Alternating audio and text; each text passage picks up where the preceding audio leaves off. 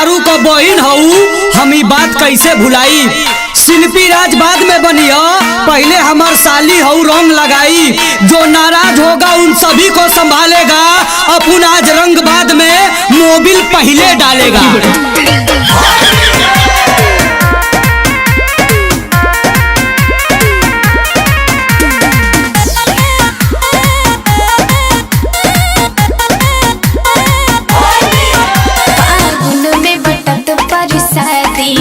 सब देवरन के आजादी बा, फागुन में बटत परसादी बा, सब देवरन के आजादी बा। भैया के साली आधा घर वाली, एही से बनता मिजाज। भैया के साली आधा घर वाली, एही से बनता मिजाज।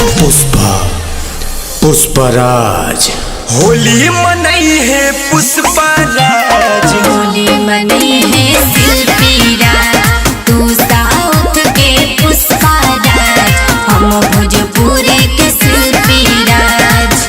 आज का दिन खराब करत बालू, अब बनल बा मूड त बेकार करत बालू। अब छुप के छुपा के हम तो के नहीं देखब, मैं हिम्मत जुटाएगा। आज अंग्रेजी का पौवा नहीं मिला तो का हुआ, देसी के बंटी बबली से ही काम चलाएगा।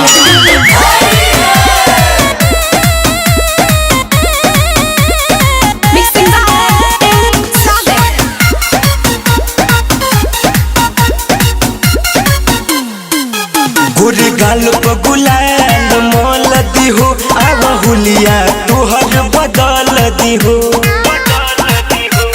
सुना गोरी गाल पे गुलाल मोल दी हो, आवा हुलिया तोहर बदल दी हो। लइकन के ताका झाकी बा, अभी दिन तो पूरा बाकी बा। जम के रंग लगावे के बा, कैसन हम के लाज। जम के रंग लगावे के बा, कैसन हम के लाज। पुष्पराज और ये होली मनई है पुष्पराज, होली मनई है शिल्पी राज, तू साउथ के पुष्पराज, हम भोजपुरी के शिल्पी राज।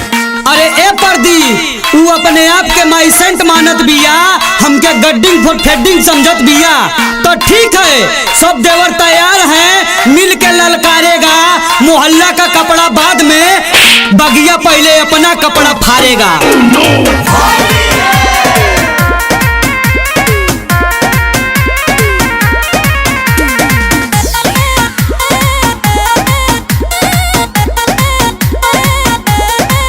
कहाँ कहाँ लगैनी गिने द, अंग अंग में रंगवा भीने द।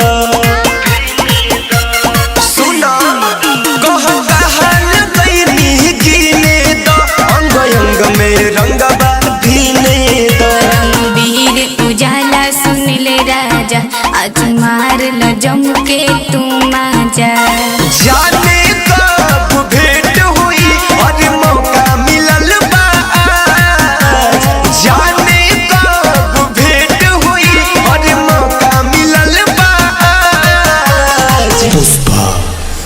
पुष्पराज सुन होली मनई है पुष्पराज, होली मनई है शिल्पी राज, तू साउथ के पुष्पराज, हम भोजपुरी के शिल्पी राज।